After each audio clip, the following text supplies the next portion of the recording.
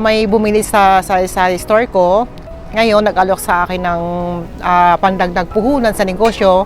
Hindi ako nagdalawang isip na pumayag ako na, sige sir, subukan ko mag-loan para pandagdag puhunan ko sa maliit kong tindahan. Malaki ang tulong niya kasi kung mangungutang ka sa iba at maglo-loan ka sa iba, matutulog yung hinuhulog mo. Sa kanya, magaan lang. Hindi ko na lang nasinyo, nakalimutan ko na lang yun. Hanggang sa makaulit-uli ako dito sa new credit. Nakaulit ako mag-loan, nakabangon uli. Kasi pinagsikapan din namin na mabayaran ng credit para maka-loan uli.